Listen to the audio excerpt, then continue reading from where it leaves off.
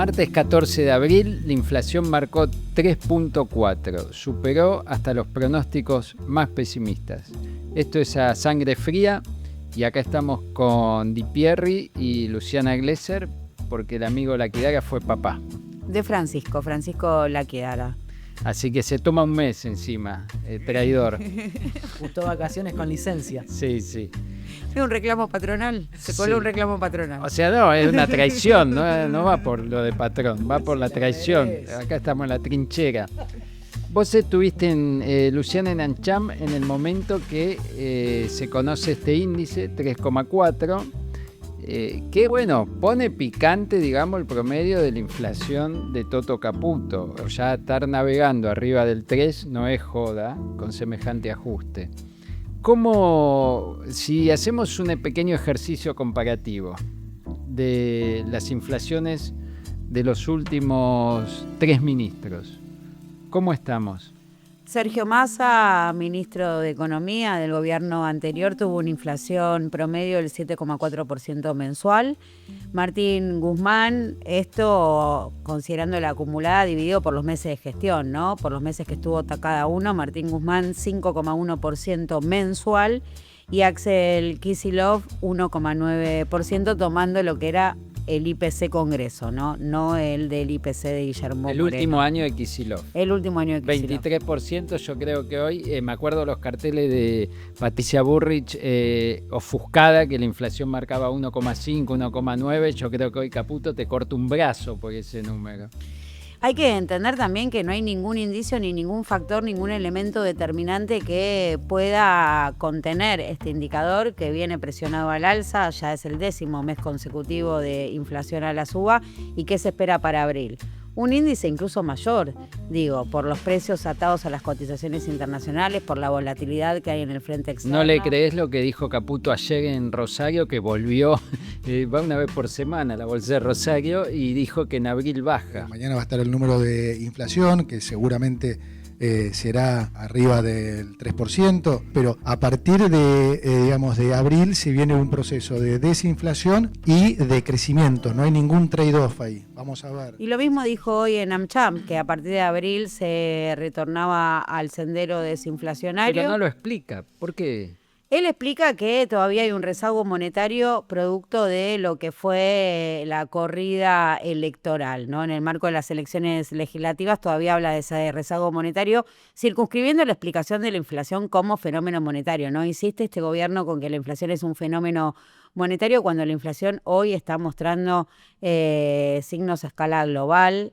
Fue pésimo el dato en Estados Unidos, hay una preocupación a nivel mundo por la escalada de los precios, justamente por el barril, ¿no? El barril de petróleo que estacionado en la zona de los $100. Y hoy hablaba con Banoli y otros economistas y les preguntaba cuánto hubiera marcado la inflación si se aplicaba el índice nuevo que pondera de una manera más realista el peso de los servicios públicos, y me decían 4.1.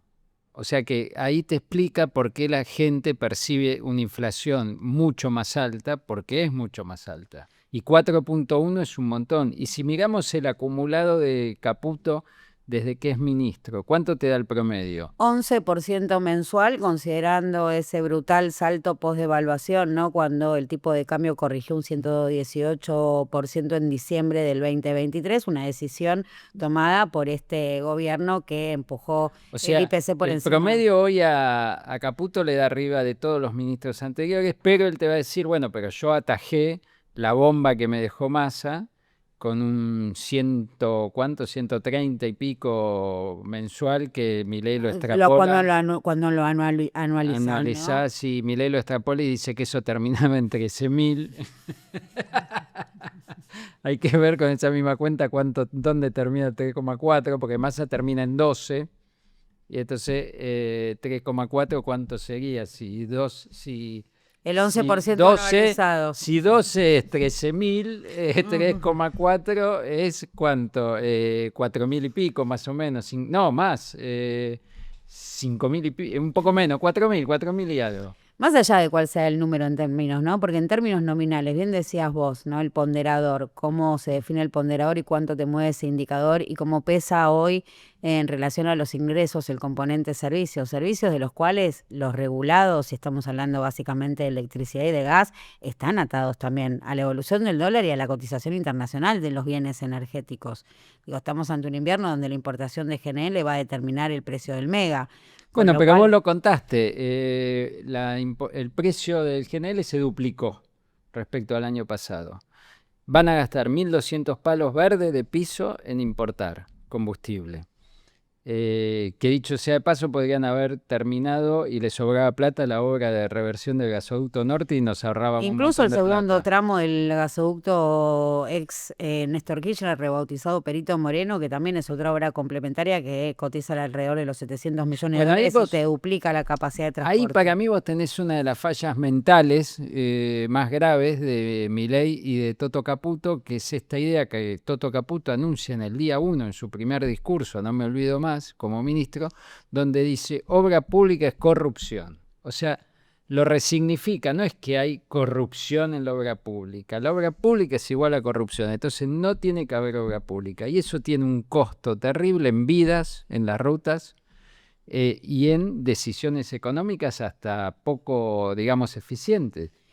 Y choca contra el principal reclamo que tiene quienes lo apoyan, ¿no? Estamos hablando de los grandes jugadores del sector energético, por ejemplo, que están hablando de la falta de infraestructura para la llegada de inversiones, condicionando esa infraestructura.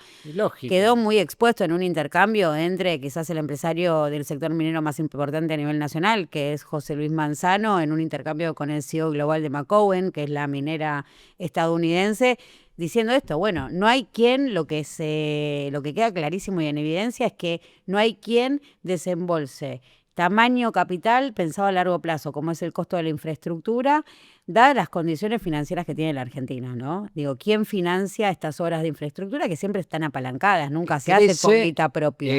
Manzano dice en ese video, infraestructura.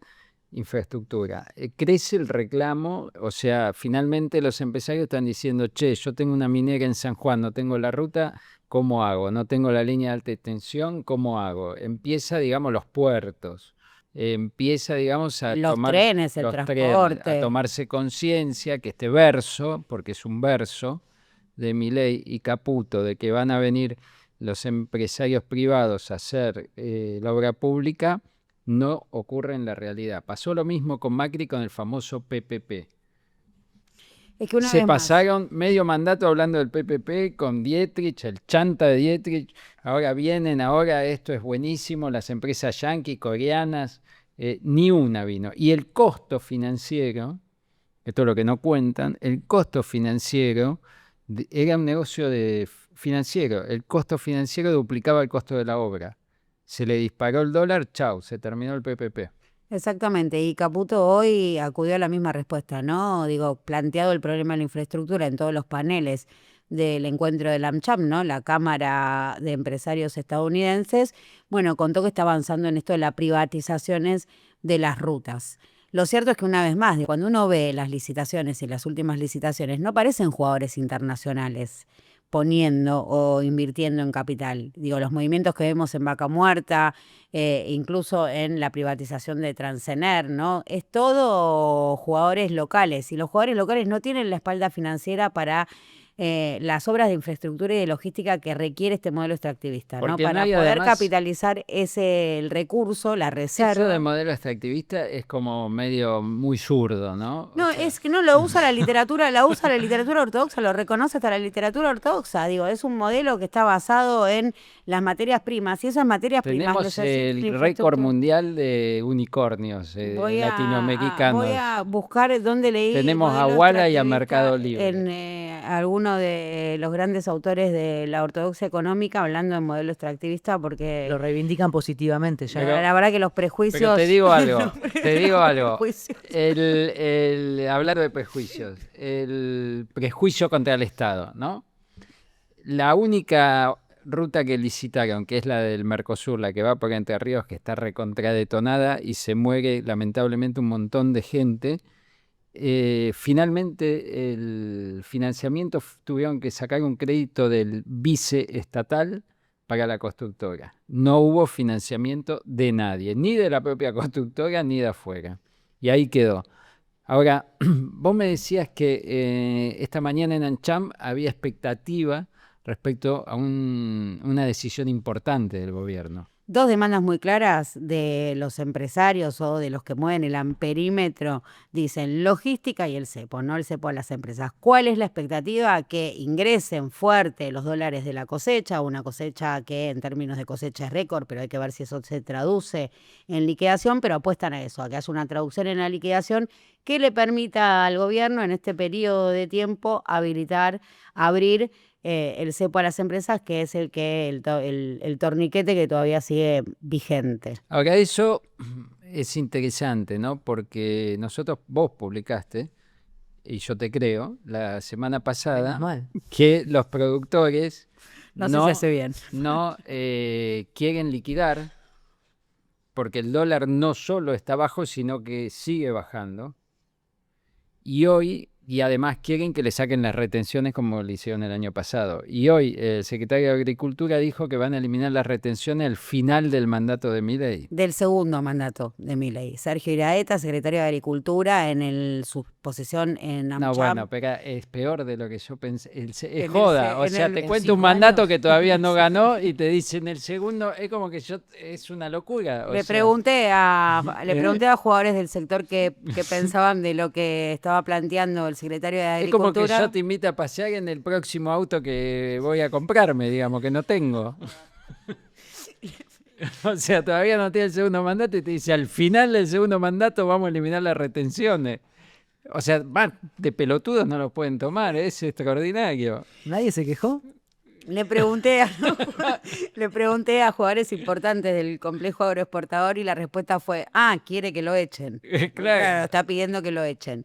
Porque según ellos están en negociaciones para tener algún tipo de premio por la liquidación, porque como bien vemos, y acá es matemática simple, si el dólar está en el subsuelo, en el tipo de cambio real multilateral, que es el que miden, ¿no? Comparado con tus países vecinos, un dólar que está por debajo de los 1.400 pesos, que está bajo y más bajo aún comparado con una inflación que vuela al 3,4%, el dólar ese es bajo. Eso se combina con precios internacionales que tienen una volatilidad muy importante en el marco del conflicto bélico, todas las materias primas, incluso los granos, y el costo de los fertilizantes, porque también en este valor de soja que hay que vender hoy hay que contemplar cuál es el costo de la nueva siembra, y el costo de la nueva siembra viene determinado justamente por los nuevos precios. Con lo cual ahí en la matemática a este dólar no le cierra y hay una mesa de negociación, un diálogo abierto para conseguir algún premio por esa liquidación. Si va a aparecer ese premio, ¿cuál va a ser ese premio? Por el lado de las retenciones, bajar las retenciones.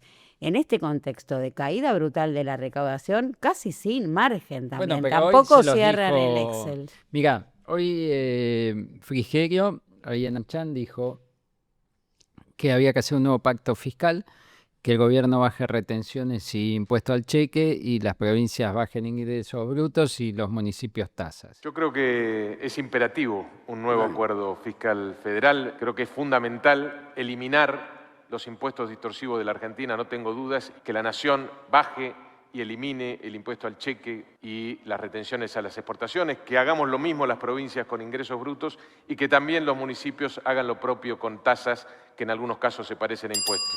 En la reunión de los intendentes de capitales provinciales que ocurrió en Paraná hace 2 semanas, había muchos peronistas, y después en la cena les cae Frigerio, quedaron todos muy bien impresionados con Frigerio, por algo que a los políticos les gusta, que en la intimidad dice todo lo contrario de lo que dice en público. O sea, en público es libertario, y ahí les dijo, ustedes cuando les pida el gobierno, Caputo, que bajen las tasas, no las bajen. Díganle, vos bajá primero, cheque y retenciones. Ahora, la situación, digamos, de las provincias es crítica. Ahí contó Frigerio un dato que se repite en muchas provincias, que el 95% de sus recursos está afectado a pago de sueldos.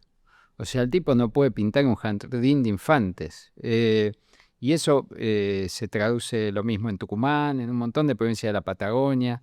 O sea, entonces, ¿por qué te digo esto? Porque lo que vos decís del límite del ajuste, ya llegó, ya lo pasaron hace rato. Digamos, cuando vos cortás los remedios del plan remediar, te pasaste varios pueblos ya del ajuste. Entonces, realmente, para mí, la madre de todas las batallas va a ser esa, con el campo.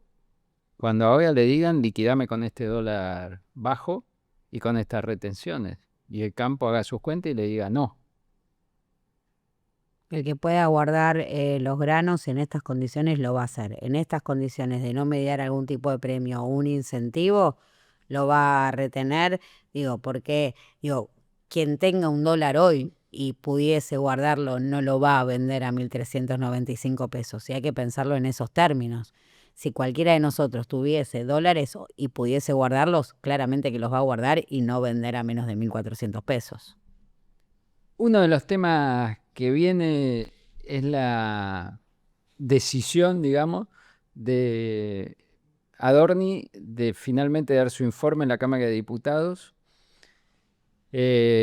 Nosotros esto lo anticipamos, digamos, esto revela una decisión del gobierno de Carina y de Milei plegándose de respaldarlo, y yo no sé si es la última oportunidad que le dan o qué, pero bueno, por lo menos han decidido que hasta el 29 próximo lo bancan y que vaya a diputados y haga su show, a ver cómo le va. ¿Qué sabes de esto, Pablo? ¿Cómo viene? Bueno, en realidad dio un anticipo ayer Martín Menem respecto de la idea de show cuando dijo en el Colegio de Abogados de la Ciudad de Buenos Aires que compren pochoclos, porque se iba a poner picante.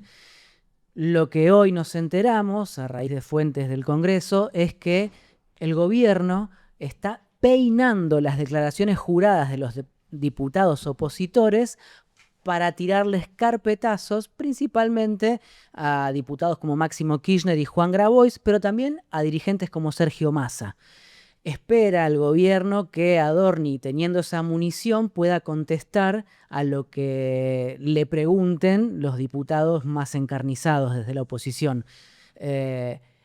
Todo esto siempre y cuando en el plano judicial no aparezcan nuevos hallazgos o ahora vamos a no hablar se tomen de eso, nuevas pero hubo un decisiones. anticipo de esta estrategia de carpetear. Que hay que decir, el gobierno tiene la FIP, donde hay secreto fiscal, pero bueno, tal vez se tientan y miran un poquito ahí.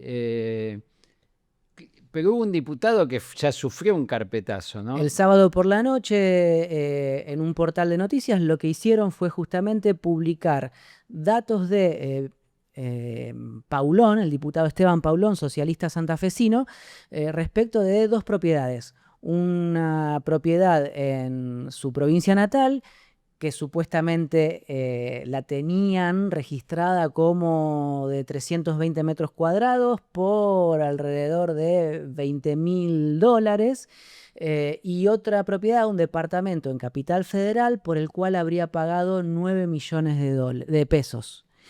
Rarísimo todo. Lo que contestó Paulón es que la propiedad de Santa Fe estaba publicada por su evaluación fiscal, que la evaluación fiscal de Santa Fe no se actualiza desde 1996 y que ese departamento Hay que mudarse a Santa Fe. fue adquirido en 2018, antes que ingresara a la función pública. Y respecto del departamento porteño, es una herencia de la familia y solo le tuvo que comprar la parte a su hermano que vive en España. Pero sí, efectivamente ya aprobaron carpeteando a un diputado.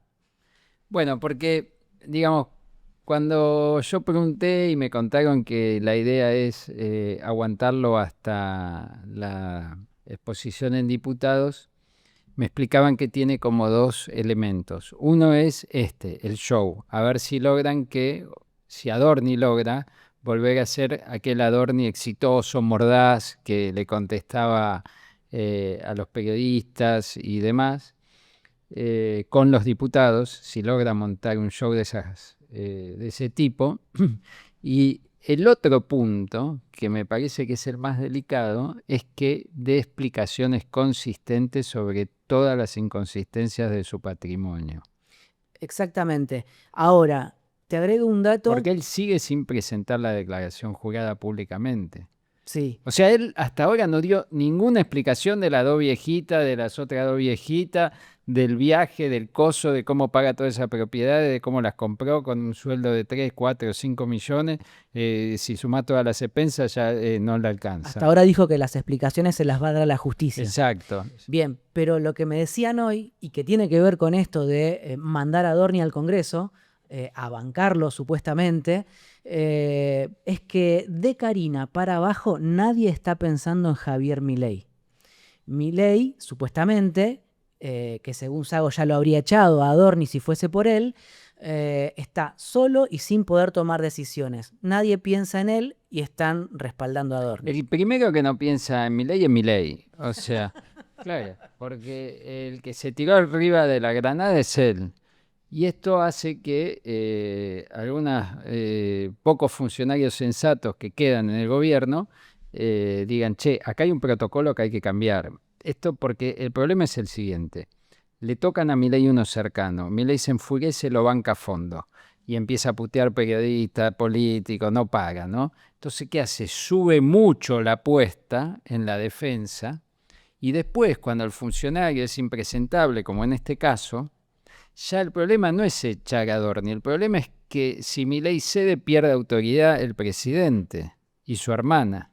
Entonces, estos funcionarios con los que yo hablé decían, por ahí hay que cambiar, decirle a Javier, che, no te jugues tanto, no subas tanto el costo político de entregar un funcionario. Vos sos el presidente, defendelo un poquito y fíjate. Hay un dato que no sé si el gobierno tomó muy en cuenta y tal vez si lo hubiera tomado no estarían canchereando de esta manera Menem y compañía con respecto a que hay que comprar pochoclos, y es que la semana pasada en la sesión por la modificación a la ley de glaciares hubo 2 votaciones muy comprometedoras para el gobierno. Se pidió el apartamiento del reglamento para tratar temas vinculados a Adorni y a Carina Milei. No se consiguieron los 3/4 necesarios, pero se consiguieron 124 y 125 votos respectivamente. ¿Apartamiento qué es, digamos, destitución? Apartarse del temario del día para tratar un tema pero digamos, que no lo que tenía querían ver. era la famosa cláusula de la Constitución del 94 que te permite revocar el mandato del jefe de gabinete. 2 cosas promovían. Por un lado, la moción de censura contra el jefe de gabinete, que no es otra cosa que la remoción eventual, está contemplado en la Constitución, pero por otro lado también proponían la citación a Carina Milei. Para eso, para la citación a Carina, juntaron 125 votos. Están a 4 de los 129 necesarios. A mí, cuando ya intentaron, ¿te acordás? Hace un año, Sí. cuando fue lo de Andis y demás, me acuerdo que un funcionario me dijo, eso hay que frenarlo a toda costa porque Carina no puede hablar. Correcto. No puede hablar adelante, no se puede bancar un interrogatorio cruzado de los diputados, no está capacitada y de hecho no habla. O sea, es impresionante, es la mujer con más poder en la Argentina, no da entrevista y no habla. Por eso, lo que ocurrió en recinto la semana pasada fue un testeo del peronismo, de la oposición, para saber con cuántos votos cuentan como para avanzar en serio contra el gobierno. Y quedaron a 4. Muy Quiere poquito. decir que si primero pasan por comisión y solo necesitaran mayoría simple, están muy cerquita. Sí, sí, y sería histórico. Nunca se volteó un jefe de gabinete desde que tenemos esa figura. Pero vos fíjate, paralelamente a esto, siguen las causas judiciales. Y Lijo, que hoy es como una especie de bonadío de Milei, digamos, es un juez feroz con el gobierno, está concentrando un montón de causas de corrupción.